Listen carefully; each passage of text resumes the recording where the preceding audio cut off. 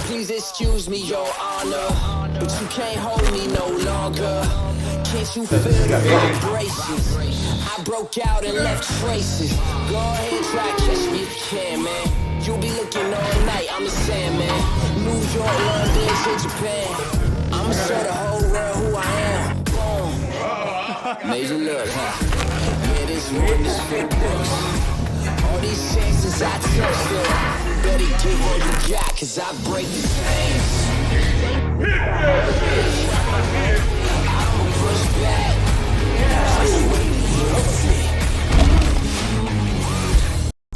What's going on, everybody? This is Coach Brady Butler, and I have flown all the way out to the land of the Iron Addicts to meet with the one and only Superman from Compton, Mr. C.T. Fletcher himself. How are we doing today, C.T.? Coach Butler, I am blessed. How are you? I am equally blessed. I'm sitting in here. This is the best place to be. So we're in a good spot here. The reason why I wanted to reach out to C.T. Fletcher is because a lot of what you see in fitness is about the weights and the lifting and the ego and the full of yourself.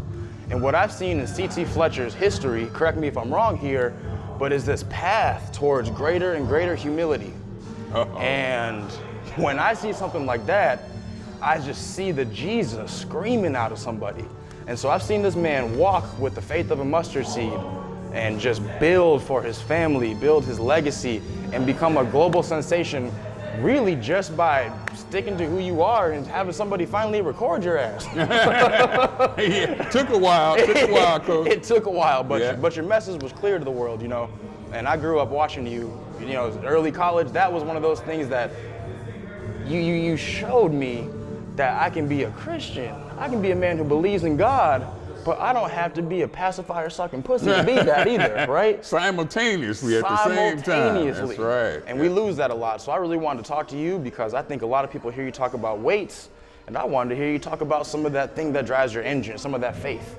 Oh man, faith is the substance of things hoped for and the evidence of things not seen. Wow.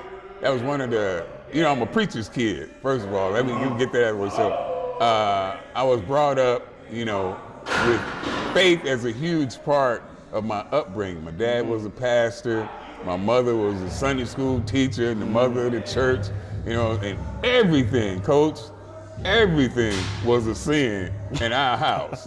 I get that. I heard that going on. Everything was a sin. Everything was the devil. Yep. And I had, I had a bunch of cousins that were on the opposite side of the tracks. Okay.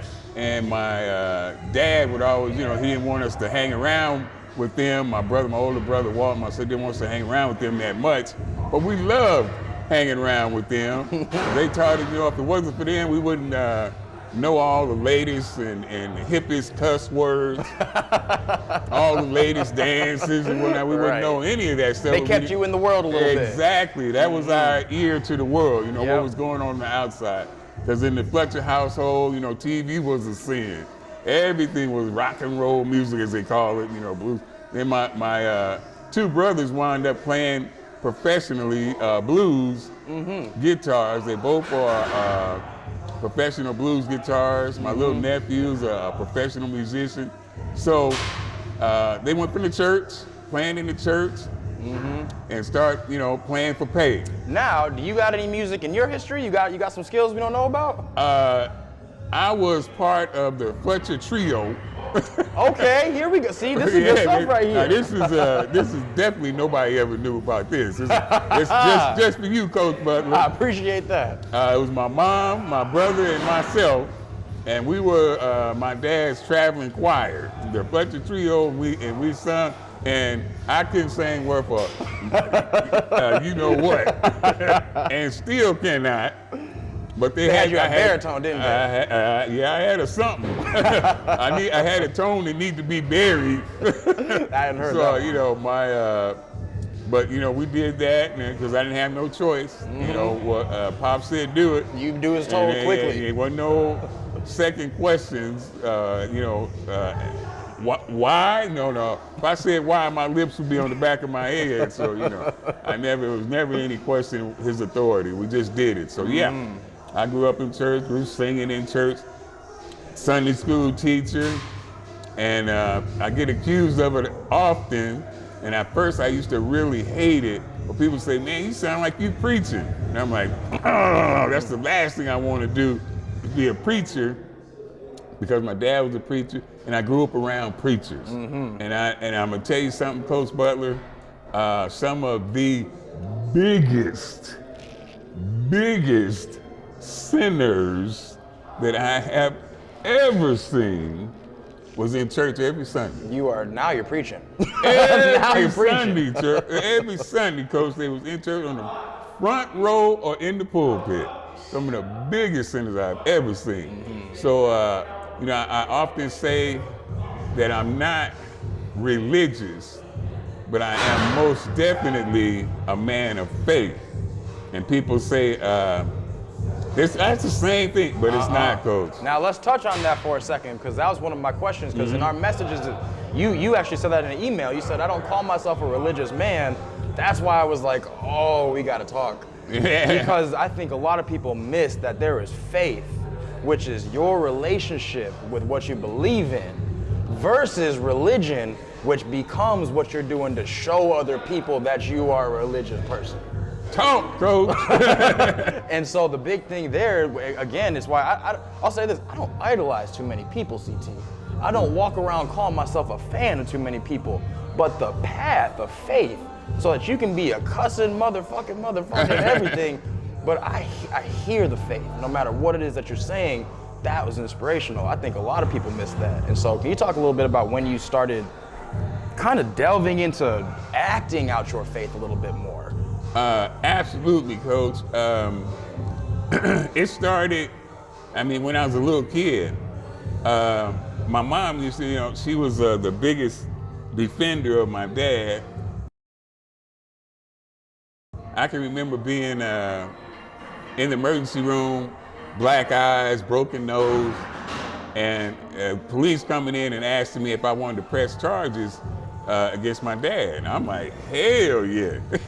And my mom was like, oh no, son, oh no, they have to go get your dad off his job, and that would be humiliating, and he's the pastor, and that would be, and she convinced me not to do it, but I'm like, yeah, lock him up, throw away the key, Yeah.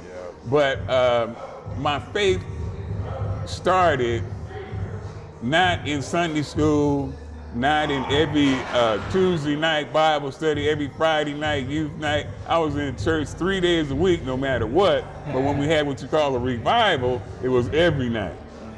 If not, my faith didn't come in then. My faith came in when my dad would be coming home from work in the evening, Coach Butler, and I hear my dad's key in the front door. Oh, man. And I wish I could just turn invisible. I wish I could hide. I just wish that I couldn't be seen. I wanted, I didn't want, because I never knew what kind of mood he was going to be in. I didn't know, anything could set him off. If I say the wrong thing. There's no structure to it. It's just gonna happen. Look the wrong way, make wrong facial expression, I'm subject to get my ass whooped. So I would go in the closet and I would pray. And that is when my faith really kicked in, because I just talked to the Lord like I'm talking to you. That's something. Lord, please, help me. Help me. Then please don't let him be in a bad mood today. Don't let him, them prayers, them one-on-one conversations with the Lord is when my faith really started kicking. I said, I don't need nobody up in a pulpit telling me how to communicate with God or how I should pray. I can get on these old rusty knees and talk to God for myself. Absolutely. I don't need you to interpret, intercede for me when I can pray for myself. I can get on my own knees and pray to God. So that's when, that helped me later on in life. It helped me a lot, knowing that I could communicate with him directly.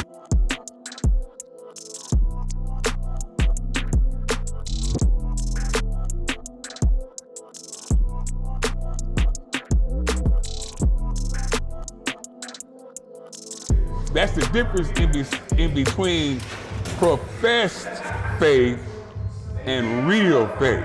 You know, professed faith, people can have a big old giant. They go in church, like I said, every Sunday in the pulpit. In the front, yep. Oh, and professed faith, I mean, you see, they professing, oh Lord, they're professing it big time.